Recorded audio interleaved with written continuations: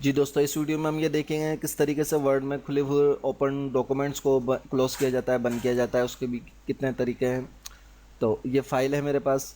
इस फाइल को मैं क्लोज करना चाहूँ तो फाइल मेनू में जाके क्लोज पे क्लिक करूँगा, फाइल बंद हो जाएगी। ठीक है। अब दोबारा इस फाइल को मैं रिसेंट डॉक्यूमेंट्स से खोलता हूँ और अब यहाँ पे मैं शॉर्टकट कीज इस्तेमाल करूँगा, कंट्रोल डब्ल्यू प्रेस करूँगा जब भी ये फाइल बंद हो गई। दोबारा इसको रिसेंट डॉक्यूमेंट्स में ओपन कर रहा हूँ। अब इसके अंदर मैं कुछ चेंजिंग करता हूँ, कुछ डेटे का इजाफा कर दूँ।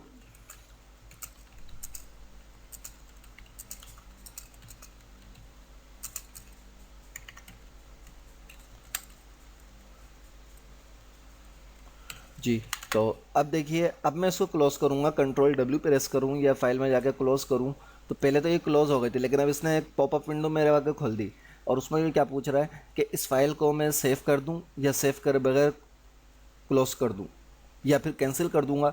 तो ये विंडो गायब हो जाएगी और ये एम एस वर्ड का जो सॉफ्टवेयर है ये खुला रहेगा और मैं अपनी फ़ाइल पे ऐसे ही काम करता रहूँगा।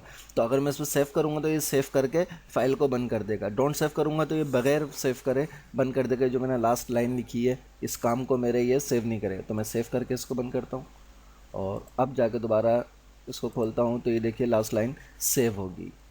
ठीक है।